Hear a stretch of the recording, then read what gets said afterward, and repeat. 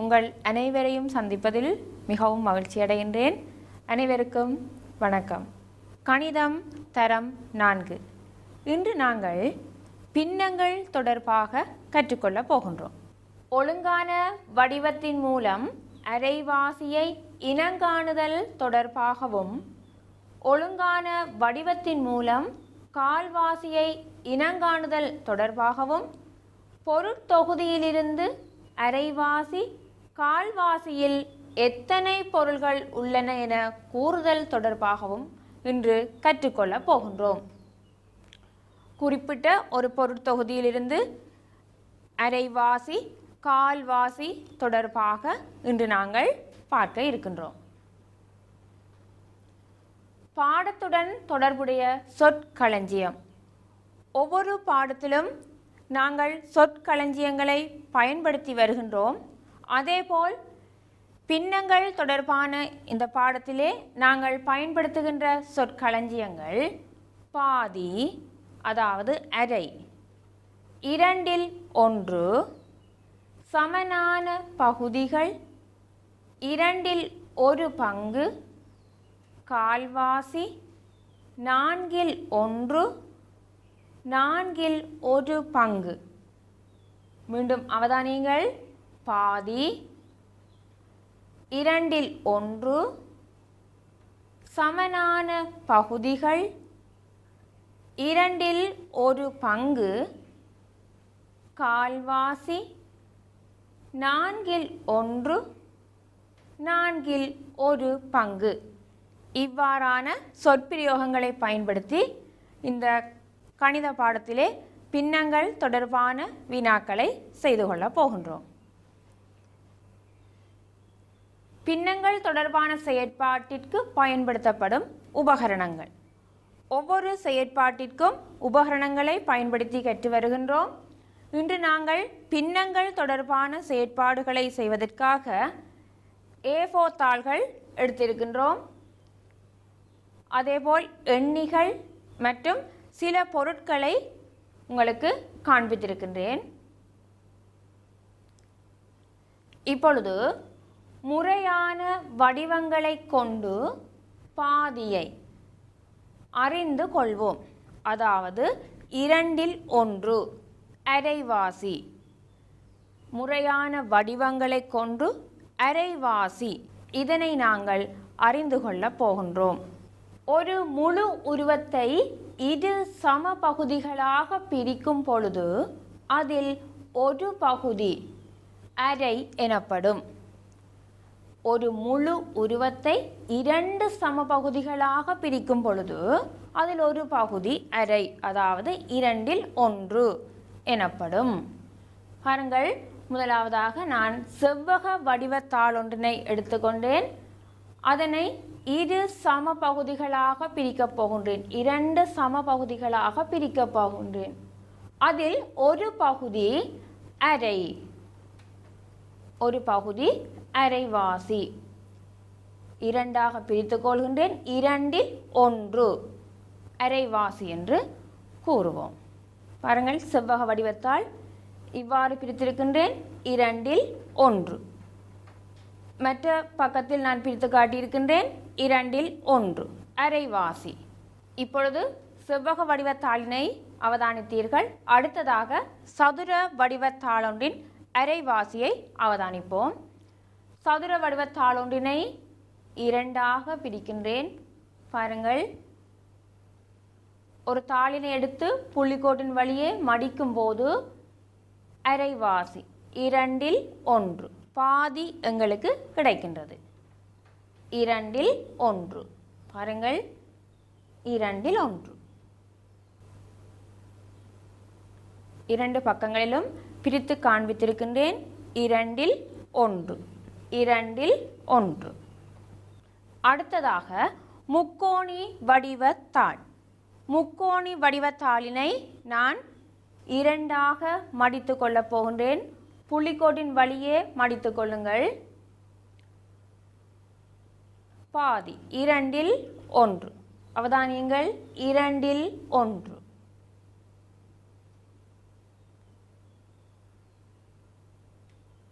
அடுத்ததாக வட்ட வடிவமான தாள் ஒன்றினை எடுத்துக்கொண்டேன். அதில் அரை, அதாவது 2/1. பாருங்கள், ஒரு வட்டத்தினை 2ஆக மடித்து 2/1 பாதி, அதாவது அரைவாசி.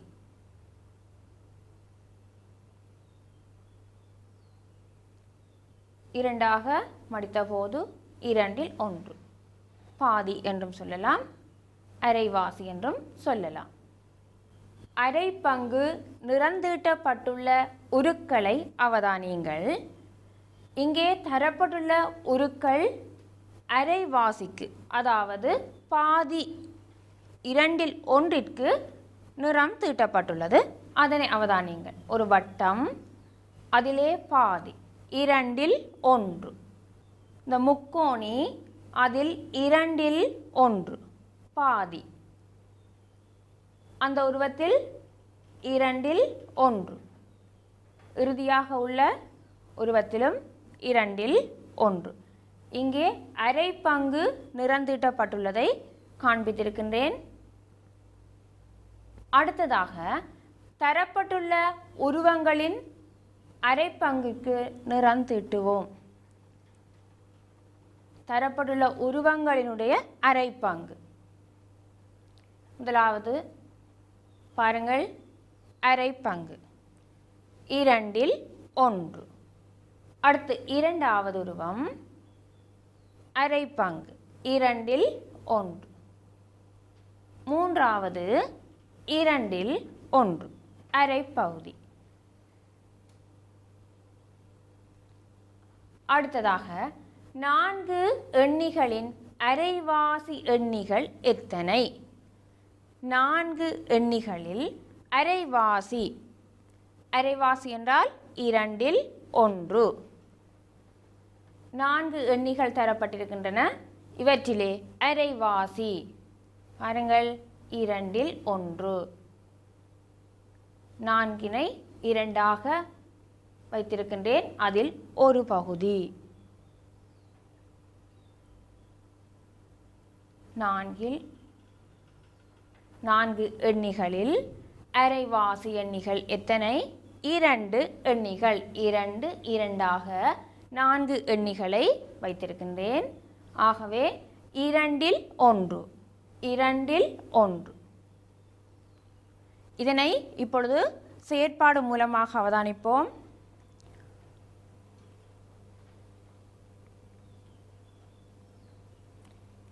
இப்பொழுது எண்ணிகளுக்கு பதிலாக நான் பந்துகளை எடுத்திருக்கின்றேன். 4 பந்துகள். 4 பந்துகளை 2 2ஆக 4 பந்துகள் காணப்படுகின்றன. 2 2ஆக இப்பொழுது 2, அடுத்து 2, 2 2ஆக வைத்திருக்கின்றேன். 4 பந்துகள், அதனை 2 2ஆக வைத்திருக்கின்றேன். 2/1. 2/1 எத்தனை? 2. ஆகவே 4 எண்ணிகளில் அரைவாசி 2 எண்ணிகள். அடுத்து 12 பென்சில்களின் அரைவாசி எத்தனை பென்சில்கள்? 12 பென்சில்கள் காணப்படுகின்றன. இதிலே அரைவாசி பென்சில்கள் எத்தனை? 2/1, அதாவது பாதி. பாருங்கள், 2ஆக வைத்திருக்கின்றேன். 2/1 எத்தனை பென்சில்கள்? 12 பென்சில்களின் அரைவாசி எத்தனை பென்சில்கள்? பாருங்கள், 6 பென்சில்கள். 2ஆக வைத்திருக்கின்றேன். 2/1. இங்கே 6 பென்சில்கள் காணப்படுகின்றன. 8 தோடம்பழங்கள் இரு நண்பர்களிடையே பாதியாக பகிர்ந்தளிக்கப்பட்டால் ஒருவருக்கு கிடைக்கும் பழங்களின் எண்ணிக்கை யாது? இங்கே 8 தோடம்பழங்கள் தொடர்பான கணக்கு ஒன்று தரப்பட்டுள்ளது. இப்பொழுது 2 தோடம்பழங்களை எடுத்துக்கொள்கின்றேன். 2 தோடம்பழங்கள். 2 தோடம்பழங்களை நான் இருவருக்கு கொடுக்க போகின்றேன். எவ்வாறு கொடுப்பேன்?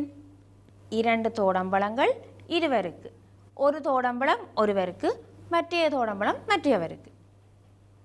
2 தோடம்பழங்களை இருவருக்கு நான் சமமாக பகிர்ந்து கொடுக்க போகின்றேன். ஆகவே 2இல் 1 ஒருவருக்கு, மற்றது மற்றவருக்கு. இப்பொழுது நாங்கள் இந்த கணக்கை அவதானியுங்கள்.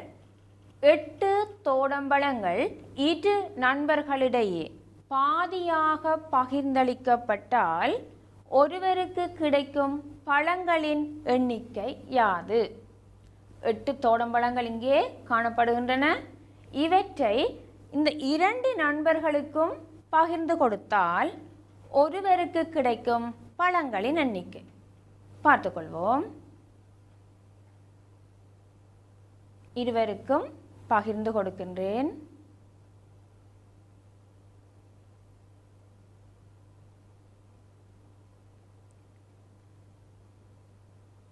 சமமாக பாதியாக பகிர்ந்து கொடுக்கின்றேன். ஒருவருக்கு கிடைக்கும் தோடம்பழங்களின் எண்ணிக்கை பாருங்கள். 8 தோடம்பழங்கள் 4 4. நான் உங்களுக்கு 2 தோடம்பழங்களை வைத்து காண்பித்தேன். 1 1. இங்கே 8 தோடம்பழங்கள். ஆகவே 4 தோடம்பழம் ஒருவருக்கு, 2இன் மேல் 1 பாதி, அரைவாசி ஒருவர் 4 தோடம்பழங்களை பெற்றுக்கொள்வர், மற்றவர் 4 தோடம்பழங்களை பெற்றுக்கொள்வர். அவதானியுங்கள். 12 விசுக்கோத்துக்களை 2 பேர்களிடையே பாதியாக பகிர்ந்தால் ஒருவருக்கு கிடைக்கும் விசுக்கோத்துகள் எத்தனை? 12 விசுக்கோத்துகள் காணப்படுகின்றன. இவற்றை 2 பேரிடையே பாதியாக பகிர்ந்தால் பாருங்கள், இருவருக்கு பகிர்ந்து கொடுக்க போகின்றேன். 12 விசுக்கோத்துக்கள் காணப்படுகின்றன. அவற்றை 2 பேருக்கிடையே சமனாக பாதியாக பகிர்ந்து கொள்ளப் போகின்றேன். அரைவாசியாக கொடுக்க போகின்றேன். அரை பகுதி 12இல் அரைவாசி எத்தனை? 6 6 விசுக்கோத்துகள். இங்கே ஒருவருக்கு 6, மற்றவருக்கு 6 6 6. 12இல் அரைவாசி 12இல் 2இன் 1 2ஆக வைத்து ஒருவருக்கு 6 விசுக்கோத்துகள், மற்றவருக்கு 6 விசுக்கோத்துகள் கிடைக்கும். இதுவரை நாங்கள் தரப்பட்ட தொகுதியிலிருந்து அரைவாசி 2இல் 1 தொடர்பாக பார்த்தோம். அடுத்ததாக முறையான வடிவங்களை கொண்டு கால்வாசியை அறிந்து கொள்வோம். நாங்கள் அரைவாசியை அறிந்து கொண்டோம். இப்பொழுது கால்வாசியை அறிந்து கொள்ளப் போகின்றோம். அரைவாசியில் மடித்த தாளை மீண்டும் சமமாக இருக்கும் வண்ணம் 2ஆக மடித்து கால்வாசியை பெறலாம். அரைவாசியில் மடித்ததை மீண்டும் சமமாக மடித்து கால்வாசியை பெற்றுக்கொள்ளலாம். பாருங்கள், சதுர வடிவத்தாளினை 2ஆக மடித்து அரைவாசியை பார்த்தோம். மீண்டும் அதனை சமமாக மடித்து கால்வாசியை அவதானிப்போம். பாருங்கள், 2ஆக மடித்த நான் மீண்டும் சமமாக மடித்தேன், கால்வாசி கிடைக்க பெற்றது. 4இல் 1 கால்வாசி. இப்பொழுது செவ்வக வடிவத்தாளினை அவதானியுங்கள். 2இல் 1 மீண்டும் சமமாக மடிக்கும் போது 4ஆக பிரிக்கப்பட்டு அதில் ஒரு பகுதி 4இல் 1 1 2 3 4 4இல் 1 கால்வாசி 4இல் 1.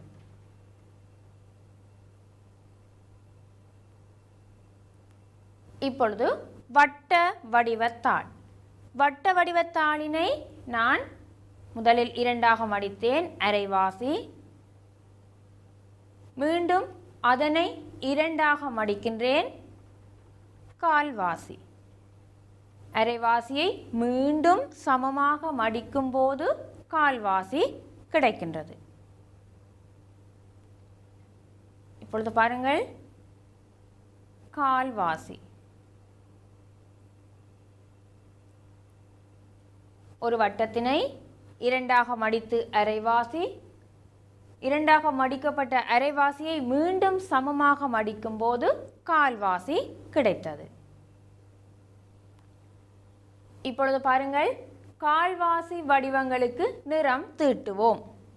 கால்வாசி என்றால் 4 1, 4ஆக பிரிக்கப்பட்டதில் ஒரு பகுதி. இப்பொழுது 4 1க்கு, அதாவது கால்வாசிக்கு நிறம் தீட்டுவோம். பாருங்கள், 4 1, 4 1. மூன்றாவது வினாவை நீங்கள்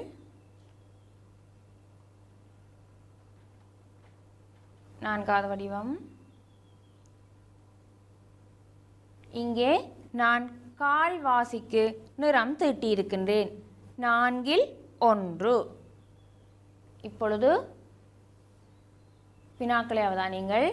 8 பொம்மைகளை 4வரிடையே சமமாக பகிர்ந்தளித்தால் ஒருவருக்கு கிடைப்பது எத்தனை? 8 பொம்மைகள் வைக்கப்பட்டிருக்கின்றன. இவற்றை 4வரிடையே, 4 பேர் இருக்கின்றார்கள், 4வரிடையே சமமாக பகிர்ந்தளிக்க போகின்றேன்.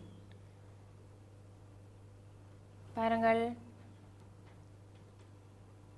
2வது நபருக்கு, 3வது நபருக்கு, 4வது. இப்பொழுது 4 பேருக்கு முதல் முறை கொடுத்துட்டேன். 2வது தடவை,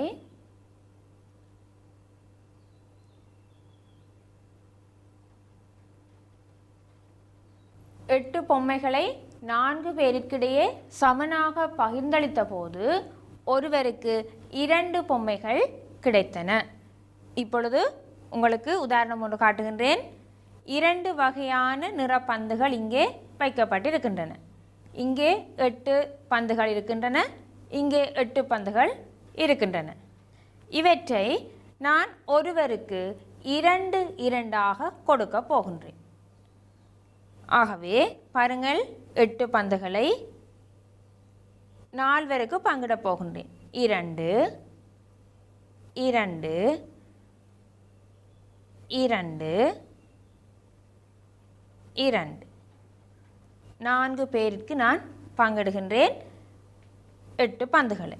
இதே போல இப்பொழுது மற்ற 8 பந்துகளையும் 4 பேருக்கிடையே பங்கிட போகின்றேன். பாருங்கள், 2 2 2 2. இங்கே 8 பந்துகள் காணப்படுகின்றன. 4 பேருக்கிடையே 2 2ஆக நான் பங்கிட்டு கொண்டேன். 16 பந்துகளில் 4 1 எத்தனை பந்துகள் ஆகும்? 16 பந்துகளில் 4 1 எத்தனை பந்துகள்? இங்கே 4 கூடைகள் வைக்கப்பட்டிருக்கின்றன. இவற்றிலே ஒரு கூடைக்குள் எத்தனை பந்துகள் வருகின்றது என்பதை பார்ப்போம். 1 2 3 4. இரண்டாவது தடவை வைக்கின்றேன். 3 4. அடுத்து 3வது தடவை வைக்கின்றேன். 4. 4வது தடவை வைக்கின்றேன். இப்பொழுது 16 பந்துகளை நான் 4 கூடைகளுக்குள் வைத்திருக்கின்றேன். ஒரு கூடைக்குள் எத்தனை பந்து காணப்படுகின்றது? ஒரு கூடைக்குள் 4 பந்துகள் காணப்படுகின்றன. 16 பந்துகளில் 4 1 எத்தனை? 4. இப்பொழுது பாருங்கள், 16 மாம்பழங்களில் 4 1 எத்தனை மாம்பழங்கள் ஆகும்? 16 மாம்பழங்களில் 4 1 எத்தனை மாம்பழங்கள்? பாருங்கள், 4 1 எத்தனை மாம்பழங்கள்? 4 மாம்பழங்கள். 4 1 1 2 3 4 4 1 எத்தனை மாம்பழங்கள்? 4 மாம்பழங்கள். 12 பூங்கொத்துகளை 4வரிற்கிடையே சமமாக பகிர்ந்தால் ஒருவருக்கு கிடைக்கும் பூங்கொத்துகள் எத்தனை? 12 பூங்கொத்துகள் காணப்படுகின்றன. இவற்றை 4 பேர், அவர் 4 பேருக்கிடையே நான் பங்கிடப் போகின்றேன். பாருங்கள், ஒருவருக்கு, மற்றவருக்கு, மூன்றாவதவருக்கு, நான்காவதற்கு. பாருங்கள்,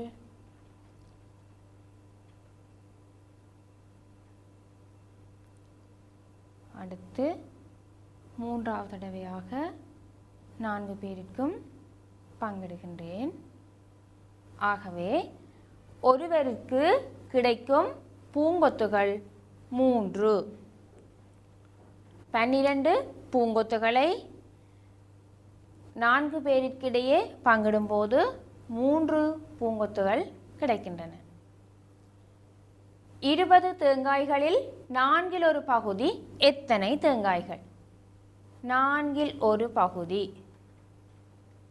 4 ஒரு பகுதி எத்தனை தேங்காய்கள்? 5 தேங்காய்கள். இப்பொழுது இந்த அட்டவணையை நிரப்பிக்கொள்ளுங்கள். 20 2 1 அதாவது அரைவாசி எத்தனை? 10. அதேபோல் 4 ஒரு பங்கு 4 1 எத்தனை? 5. 16 16 2 1 8. 16 4 ஒரு பங்கு 4. 12 2 1 அரைவாசி 6. 12 4 1 3. 40 40 அரைவாசி 2 1 20. 40 4 1 10. 40 அரைவாசி 20, கால்வாசி 10. இதுவரைக்கும் நாங்கள் ஒழுங்கான வடிவத்தின் மூலம் அரைவாசியை இனங்காணுதல் தொடர்பாகவும், ஒழுங்கான வடிவத்தின் மூலம் கால்வாசியை இனங்காணுதல் தொடர்பாகவும், பொருட்தொகுதியிலிருந்து அரைவாசி கால்வாசியில் எத்தனை பொருள்கள் உள்ளன என கூறுதல் தொடர்பாகவும் இன்று கற்றுக்கொண்டோம். இந்த நிகழ்ச்சியை மீண்டும் பார்க்க விரும்பினால் சேனல் NIE யூடியூப்பில் சென்று பார்வையிட முடியும். மீண்டும் அடுத்த நிகழ்ச்சியில் உங்களை சந்திக்கும் வரை விடைபெறுகின்றேன். நன்றி, வணக்கம்.